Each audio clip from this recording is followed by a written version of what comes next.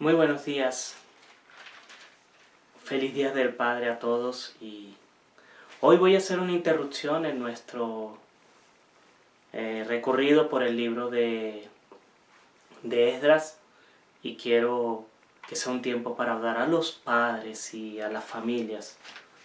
Y así que hoy tenemos una predicación especial pensando en el Día del Padre.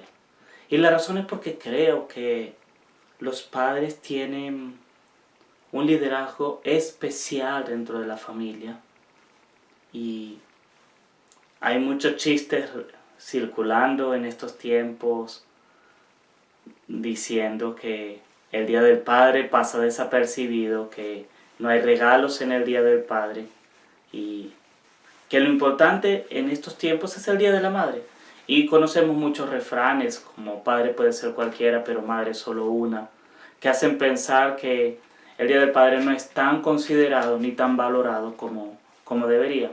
Así que bueno, con esto quiero decirles que vamos a hablar del Día del Padre, de los padres y cómo los padres influyen a toda la familia. Así que si eres madre o si eres hijo o si todavía no eres padre, no te tienes que parar, no tienes que apagar la computadora o el teléfono, porque esto también va a hablarte a ti.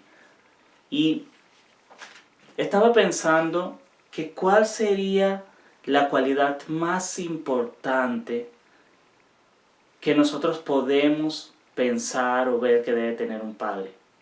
¿Cuál creen ustedes que sería la cualidad más importante que un papá debe tener?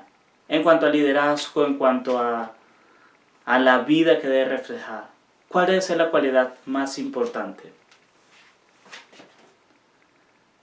Estuve pensando muchas cosas y pensé un poco, ¿será tener mucho dinero?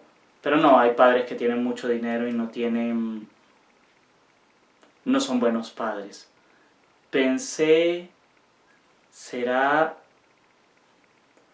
ser muy carismático o ser muy atento? Y después de dar muchas vueltas, si hay una cualidad que yo quisiera tener como padre, es la confiabilidad. Ser un padre confiable. Ser un padre en el que mis hijos y mi esposa, en el que la sociedad pueda confiar. Creo que esa es una cualidad valiosa, es una cualidad deseada, es una cualidad que uno como padre debería querer trabajar, ser confiable. Generarle confianza en otros, hasta tal punto que se pueda decir, como se ha dicho de grandes guerreros en la historia que decían sus seguidores, nosotros somos capaces de seguir a este líder hasta el fin del mundo. Tener esa confiabilidad de que tu familia pueda ser capaz de decir, yo puedo ir hasta el fin del mundo siguiendo a mi papá. ¿Cómo se ve la confiabilidad en un padre? Quiero invitarte a leer Efesios capítulo 5. Vamos a leer del 21 en adelante hasta los primeros 4 versos del capítulo 6. Y ahí vamos a ver cómo se ve un papá confiable desde la Biblia. Cómo se ve esa confiabilidad que puede hacer que la familia diga, nosotros seguimos a este hombre, seguimos a este padre hasta el fin del mundo. Nos entregamos a él, confiamos en sus decisiones, confiamos en su autoridad. Pablo, cuando escribe esta epístola a los Efesios, termina mostrándonos a ese padre confiable. Y ese es el padre que quiero mostrarte hoy. Ese hombre terrenal que es capaz de guiar bien una familia. Y dice así, sométanse unos a otros por reverencia a Cristo. Esposas, sométanse a sus propios esposos como al Señor, porque el esposo es cabeza de su esposo, de su esposa, así como Cristo es cabeza y salvador de la iglesia, la cual es su cuerpo. Así como la iglesia se somete a Cristo, también las esposas deben someterse a sus esposos en todo. Esposos, amen a sus esposas, así como Cristo amó a la iglesia y se entregó por ella para hacerla santa Él la purificó lavándola con agua mediante la palabra, para presentársela a sí mismo como una iglesia radiante, sin mancha, ni arruga, ni ninguna otra imperfección, sino santa e intachable. Asimismo, el esposo debe amar a su esposa como a su propio cuerpo. El que ama a su esposa, se ama a sí mismo, pues nadie ha odiado jamás a su propio cuerpo. Al contrario, lo alimenta y lo cuida, así como Cristo hace con la iglesia. Porque somos miembros de su cuerpo. Por esto, dejará el hombre a su padre y a su madre y se unirá a su esposa, y los dos llegarán a ser un solo cuerpo. Esto es un misterio profundo. Yo me refiero a Cristo y a la iglesia. En todo caso, cada uno de ustedes ame también a su esposa como a sí mismo, y que la esposa respete a su esposo. Hijos, obedezcan en el Señor a sus padres, porque esto es justo. Honra a tu padre y a tu madre, que es el primer mandamiento con promesa, para que te vaya bien y disfrutes de una larga vida en la tierra. Y ustedes, padres, no hagan enojar a sus hijos, sino críenlos según la disciplina e instrucción del Señor. Vamos a orar. Padre Santo, Señor, te pido en esta mañana, en este texto que puede ser confrontador, Señor, cuando lo vemos a la luz de nuestra experiencia, de lo que hemos vivido, de lo que hemos pasado, Señor, y esta idea de someternos, Señor, de sujetarnos puede ser tan dura, tan compleja. Señor, te pido que nos permitas ver la verdad del Evangelio en él, Señor. Por favor, dispón nuestros corazones para obedecer tu palabra, aunque tenga cosas, Señor, que a veces nos confrontan, que a veces nos retan y nos chocan, Señor. Por favor, en esta mañana yo te pido que nos hables, Señor, a través de la palabra. Y permítanos ver aquí, Señor, la belleza del Evangelio redimiendo vidas, para que nuestras vidas a la vez puedan ser redimidas, Señor. Te lo pido, Padre, en tu nombre precioso. Amén. Este pasaje muestra lo que debería ser una familia funcional. Esto es parte de lo que se conocen como códigos domésticos. Hay varios en la Biblia, este es uno de los populares en Efesios, pero Pablo desarrolla varios. Básicamente el código doméstico era una instrucción dirigida al núcleo central de la sociedad, a la familia. En esta habla al esposo, a la esposa, a los hijos y a los siervos. Todo lo que significaba una unidad productiva o unidad familiar. Estos códigos daban algunos lineamientos de cómo debía vivirse la vida. Eran populares no solamente en el contexto cristiano y judío. Los griegos, los romanos, elaboraban esos códigos domésticos basados en sus ideas filosóficas. Lo innovador aquí es como Pablo lo presenta, porque lo presenta de una manera que el código enfoca todo según la fe cristiana, y eso tenía algunas cosas revolucionarias. Y yo creo que hoy un código doméstico de estos, cuando lo lees como este, también tiene ideas revolucionarias. Ahora, esta familia funcional que aparece aquí, tal como Pablo lo está pintando, tanto en el tiempo de Pablo como hoy, levantan la gran pregunta: ¿y es posible que esto pueda ser funcional? ¿Es posible que pueda haber una familia que se mueva de esta manera, con un padre que es autoridad, una mujer que se somete a él, unos hijos que le obedecen? Y lo digo porque de verdad puede haber una familia en la que la mujer se somete al hombre, no por miedo, no por conveniencia, por verdadero amor. De verdad puede haber una familia en la que los hijos obedecen si con amor y respeto hacia los padres sin que tenga que mediar la correa, la chancla o las amenazas. Sobre todo, que quizás es una de las cosas más difíciles de querer intentar hoy ver este modelo aplicado en la vida de muchos. ¿Y será que puede haber un hombre que ame a su esposa sin abusar, que use su autoridad sin imposición, sin maltrato? Porque esos son los problemas que uno ve. Recuerdo un tiempo en el que estuve dando un curso prematrimonial y este era uno de los puntos más difíciles para la futura esposa. Cada vez que yo mencionaba versos como como el 24 que dice: las esposas deben someterse a sus esposos en todo, ella saltaba de la silla y decía que no, que era muy difícil, que eso de someterse no, que ahora era una democracia y ambos tomaban decisiones en conjunto y hablaban y compartían todo. Y yo le decía, pero la Biblia dice que te tienes que someter y que van a haber momentos en los que el esposo va a decir es así y es así. Y para muchos eso suena terrible, eso suena imposible y queremos torcer y decir, bueno, es que someternos no. Y yo lo entiendo, y lo entiendo totalmente. Porque la idea de someternos para nosotros casi que exclusivamente es humillante. Casi que someterse es algo contra voluntad. Casi que el sometimiento es algo como estar de rodillas en una posición de humillación ante el otro. Y con esa idea de sometimiento no nos parece divertido. Y también reconocemos que cuando hablamos de esposa que se somete, estamos hablando de esposa maltratada, por lo menos en nuestro contexto. Entonces, esta pregunta de ¿es posible? Es una pregunta que quisiera responder a través de este texto.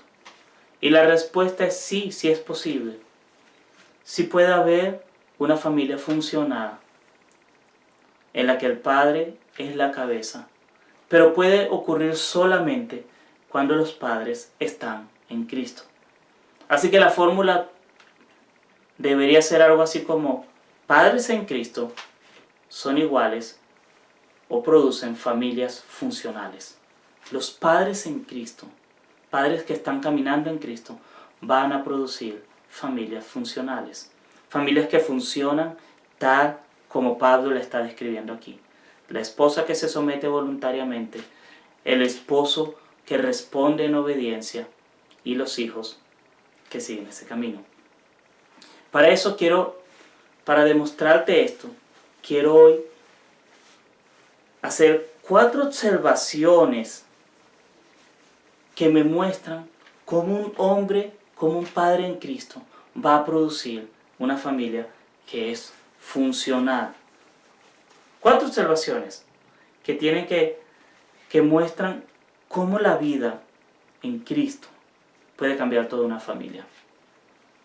La primera es: todo es en Cristo. Eso es lo primero. Si quieres ver una familia verdaderamente funcional, que funciona 100%, tienes que ver que todo está en Cristo. Y podemos ver eso en los versos 21, 22, 6.1 y 6.4. Es interesante que todos los llamados importantes que se hacen en este pasaje, el llamado a las esposas, el llamado al esposo y el llamado a los hijos y el llamado al padre a respetar a sus hijos, a no exasperarlos, a no hacer que se enojen, a tratarlos y educarlos sabiamente, el pasaje pide que sean en Cristo. Y eso es importante, porque la autoridad en una familia, en un padre que es funcional, en un padre que de verdad cumple este propósito de ser cabeza del hogar, viene de Cristo. Todo es en Cristo. Es interesante, cuando se le pide a la mujer que se someta a sus esposos como el Señor en Cristo, pero comienza el verso 21: sométanse unos a otros por reverencia a Cristo. Otra vez es en Cristo. Sometimiento es no pensando en mi autoridad, ni mi hombría, ni mi responsabilidad como hombre, ni cómo me va a ver la sociedad, sino mirando a Cristo, mirando la cruz. Sométanse en Cristo unos a otros. Y aquí era donde les decía que era importante que no te fueses si no eres padre, porque algo que sugiere este verso 21, cuando habla a todos, sométanse unos a otros, y ahí está hablando no solo al esposo, sino al esposo, al hijo y al siervo, que está incluido en este pasaje, pero no voy a hablar de él, es la idea de que la familia es un equipo. No puedes tener un buen padre y una mala familia, es decir, es una familia funcional. Tampoco puedes tener un padre malo y una familia funcional. Tiene que ser todos. Todos tienen que estar en el mismo equipo. Es la idea de que el equipo es importante. La familia como equipo, todos deben estar en un mismo sentir. Es por eso que Pablo empieza diciendo, hey, todos sometidos en Cristo. No es primero los hijos para que después los padres respondan. No es primero el padre para que la esposa responda. Tiene que ser algo que ocurre juntos. Pero es en Cristo. Y es importante esto, y lo recalco porque no hace el liderazgo en sí no es suficiente como una serie de habilidades que tenga la persona. Porque no necesariamente eso nos va a llevar a bien, nos va a llevar a una familia funcional. Piensen que han habido grandes dictadores, grandes hombres de mar, que han sido excelentes líderes y aún así llevaron a pueblos enteros a la destrucción. No me basta con ser un buen líder, tengo que ser un líder en Cristo, tengo que estar en Cristo, tengo que estar en la piedra adecuada. Eso es la primera observación. Padre, ¿quieres de verdad ser un hombre que lleve una familia y construye una familia funcional? Tienes que estar en Cristo. Hijos tienen que estar en Cristo para ser buenos hijos. Esposas quieren afrontar el reto de someterse y amar a sus esposos con todos sus defectos, tiene que ser en Cristo. Esa es la primera gran observación. Todo tiene que ser en Cristo. La segunda gran observación, y es lo más central en el pasaje, lo que lleva más parte de la explicación de Pablo, es el modelo es Dios y Cristo.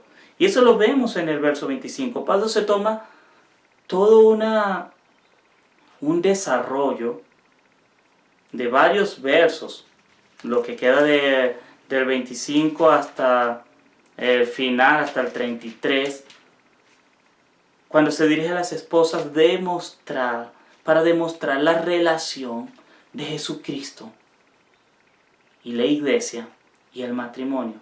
Y esto no es solo para convencer a la mujer, que Pablo dijo, ay, tengo que decir muchas cosas para convencer a estas mujeres de que entiendan que se deben someter. No. Él lo que quiere enfocar es, si hay un modelo en la familia que funciona, es el modelo que toma a Dios y a Jesucristo como ejemplo.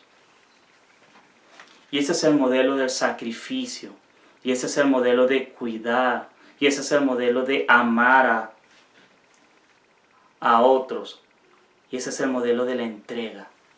Ese es el modelo que permite una sujeción sana, pero también permite el ejercicio de una autoridad sin abuso. Porque lo que está diciendo básicamente es, esposos, amen a sus esposas como Cristo amó a la iglesia y se entregó por ella para hacerla santa. Y despliega una serie de características. Pero lo que está diciendo es, la autoridad que yo tengo como esposo debería ser una autoridad que se basa no en el poder, no en la coerción, no en la imposición, no en la violencia, sino en el amor sacrificial. En buscar el bien de mi esposa. Y esto es un reto, porque a veces yo quisiera que todo ocurra tal como yo quiero, pero sin yo pagar el precio de sacrificarme, sin yo pagar el precio de amar, sin yo pagar el precio de entregarme.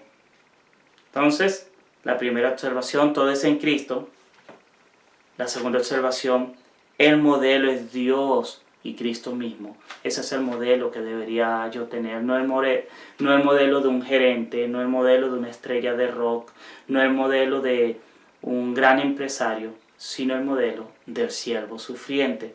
Y tercera observación, y aparece implícita en todo el pasaje, pero creo que es importante, porque ayuda a entender cómo hacer de Dios y de Jesucristo el modelo para mi paternidad. Y es para entender todo esto, yo debo entender las Escrituras. Y hay pasajes como el 5:31 que dice: por eso dejará el hombre a su padre y a su madre y se unirá a su esposa, y los dos llegarán a ser un solo cuerpo. Y el 6:2, honra a tu padre y a tu madre, que es el primer mandamiento con promesa para que te vaya bien y disfrutes de una larga vida en la tierra. Son pasajes que están apelando al Antiguo Testamento. Uno está apelando a Génesis, cuando habla de Dios formando la primera familia, y el otro está apelando a Deuteronomio, cuando se menciona los 5 mandamientos. El punto es, solo puedes entender a Dios como modelo y a Cristo como modelo cuando tú estás estudiando las Escrituras. No puedes decir, y no es válido que te pares hoy y digas: el pastor dijo que yo debo ser un padre al estilo de Dios, así que todos obedézcanme porque soy el Todopoderoso. Y nunca abres la Biblia, y nunca oras, y nunca estudias las Escrituras. No vas a ser, por lo menos no vas a ser ese padre en Cristo que produce una familia funcional. Quizás vas a estar imitando cualquier otro Dios, pero no al Dios al que nosotros adoramos y en el que creemos, y el único que puede dar vida eterna. Necesitamos estudiar las Escrituras. Así que parte del trabajo que tienes como padre es enseñarle a tu familia las Escrituras. Y si me dices: pastor, yo no sé, yo no he estudiado teología, pero puedes, y si sabes leer, y puedes buscar una versión de las Escrituras que sea entendible para ti y leerla con tu familia. Y leerla, y cuando tengas alguna gran dificultad con un pasaje, hay muchos recursos, inclusive ahí estamos los pastores para poder ayudar y orientar a un padre, a una familia. Pero es tu responsabilidad de que seas tú el que enseñe las Escrituras. Porque solo una esposa y un hijo va a poder cumplir este pasaje cuando el Padre les ha enseñado cómo Cristo se sacrificó por la iglesia. Cuando el Padre les ha enseñado qué significa eso de honrar a padre y madre, que es el primer mandamiento con promesa. Solo eso ocurre así. No ocurre espontáneamente. La gente no nace con un chip en la mente de fe y de conocimiento de las Escrituras. Deben ser enseñados. Y la cuarta observación, y quizás es una de las que más me llamó la atención en este pasaje, es el Padre toma tales iniciativas en este pasaje que la familia responde por voluntad propia. Es interesante que el pasaje comienza mencionando primero a la esposa y después a los hijos,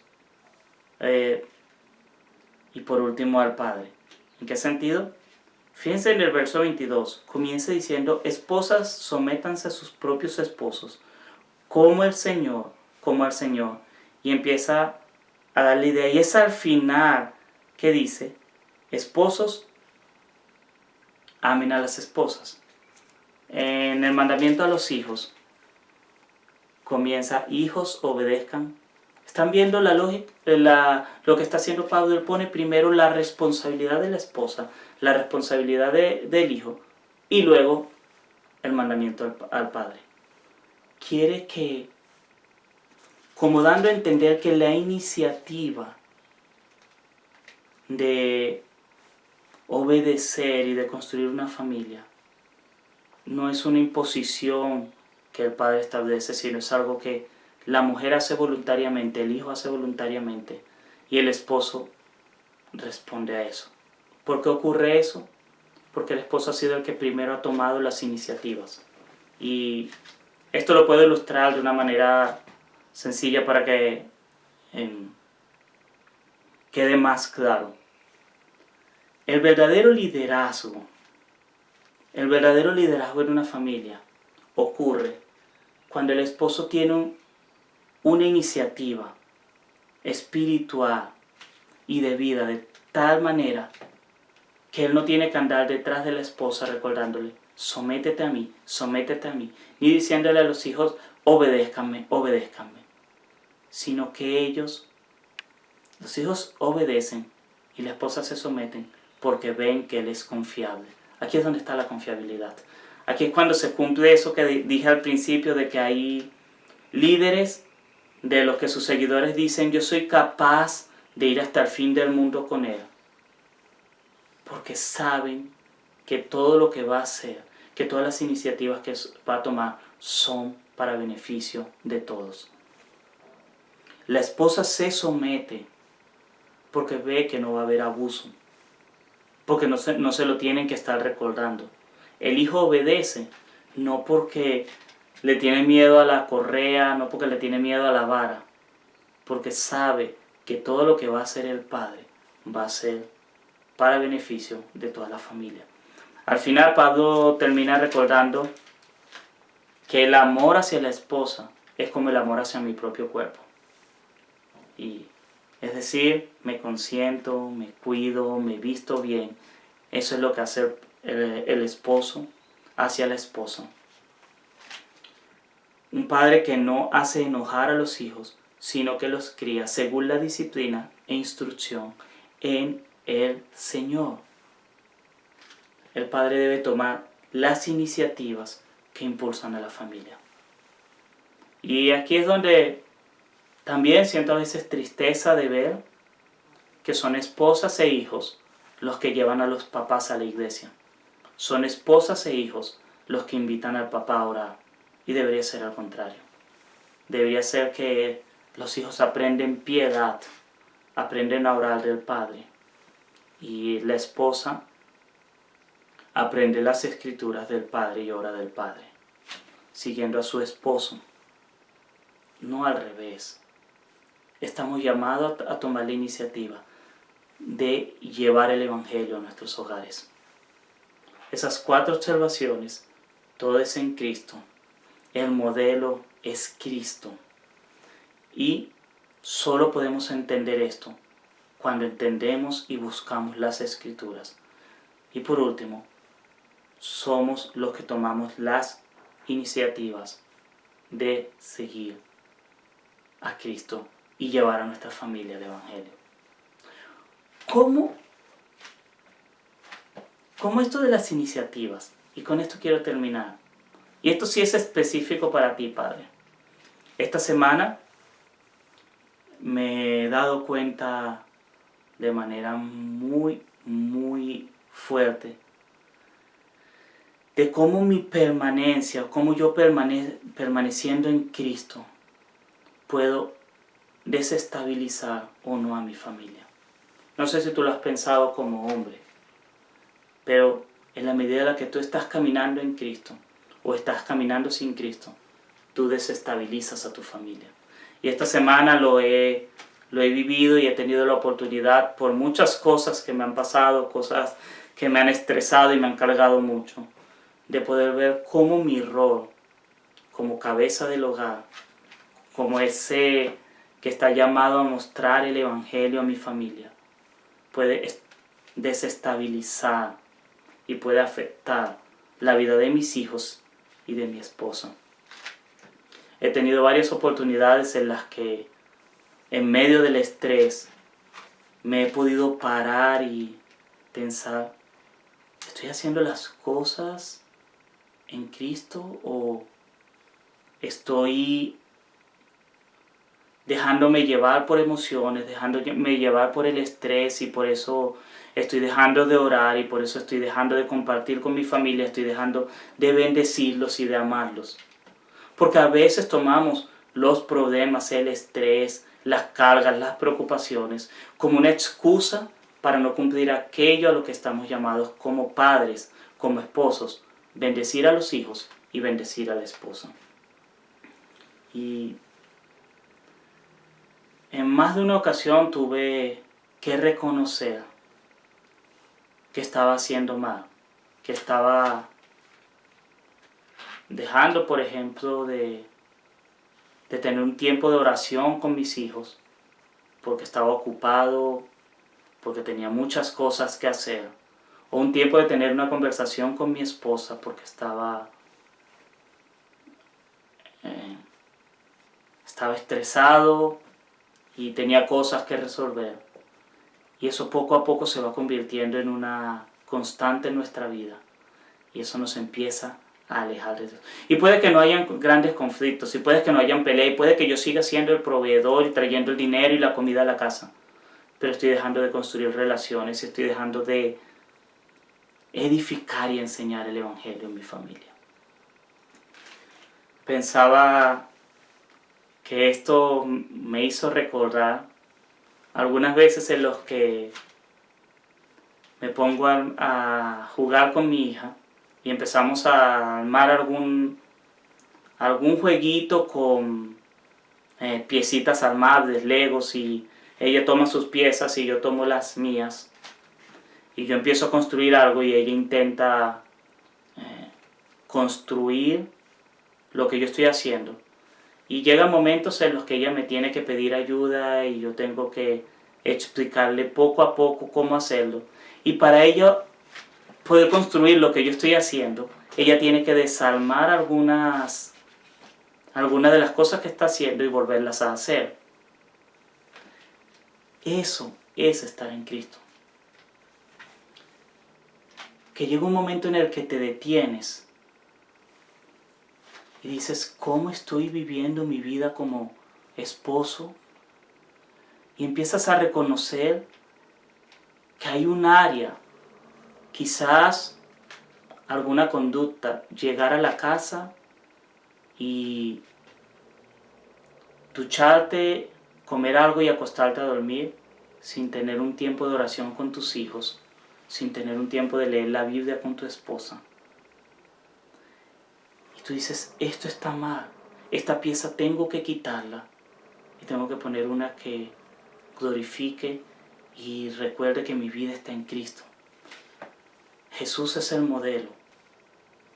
Y para yo permanecer en Cristo, yo tengo que parecerme ese modelo. Y eso implica que quizás tenga que quitar alguna pieza que esté errada y ponerlas correctas. Y ahí tengo que hacer el ejercicio de arrepentirme. Y tengo que hacer el ejercicio de arrepentirme de ese estrés pecaminoso que me aparta de mi devocional familiar. Tal vez tú no estás haciendo el devocional la Biblia en casa. Estás dejando que sea la esposa y los hijos los que lo hagan porque tú estás muy ocupado. Tal vez no estás leyendo las escrituras porque dices, yo no sé o yo no puedo. Pero esa es tu responsabilidad. Y ser un padre que está en Cristo, que produce una familia que es totalmente funcional, es empezar a reconocer esas cosas que estás haciendo que no le agradan a Él, o que por lo menos no reflejan su gracia, y empezarlas a quitar de tu vida.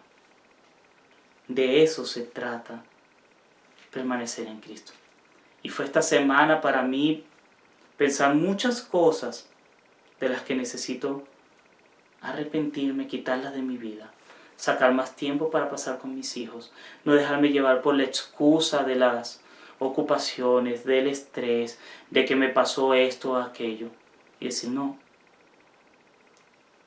Yo estoy llamado a tener iniciativas, yo estoy llamado a imitar a Cristo para poder amar fielmente a mis padres. Quiero invitarte a que hagas 2 cosas esta semana. Son muy sencillas. La primera, en cada momento en los que te toca tomar decisiones como esposo, como parte de la familia, que recuerdes que se trata de Cristo y de su obra. Es eso de imitar a Cristo, de que todo es Cristo, de someterse en Cristo, de obedecer en el Señor, de educar en Cristo. Que pienses que todo se trata de Él. No se trata de tu espacio personal o tu momento de tranquilidad o tu hora de televisión. Se trata de Cristo. Piensa en eso. Lo segundo, intenta ser un fiel estudioso de las Escrituras. Saca tiempo para leer la Biblia. Saca tiempo para escuchar el Evangelio. Haz esas 2 cosas. Intenta hacer esas 2 cosas. Y después podemos hablar de cómo te ha ido y cómo te está yendo en tu familia. Pero intenta recordar que todo se trata de Cristo. Y eso implica renunciar al pecado. Renunciar a las cosas que no le honran a Él. Y en segundo lugar, intenta que esta semana esté llena de escritura y de oración. Dios te bendiga. Nos vemos domingo entrante. Déjame terminar en oración. Padre eterno, Señor, te pido esta mañana, Señor, que tú nos bendigas. Te pido especial bendición para los padres en esta mañana. Que ellos puedan, Señor, escuchar tu palabra y que esa palabra sea la que moldee su vida y su carácter, Señor.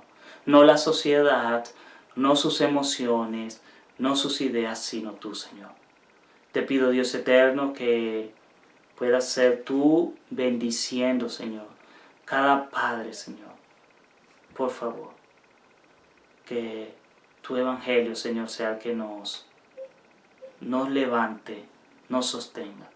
Padre Santo, te pido que cada miembro de la familia, las esposas, los hijos, también puedan permanecer en ti, Señor, y puedan obedecer porque vean en sus esposos tu evangelio, tu verdad y tu cuidado.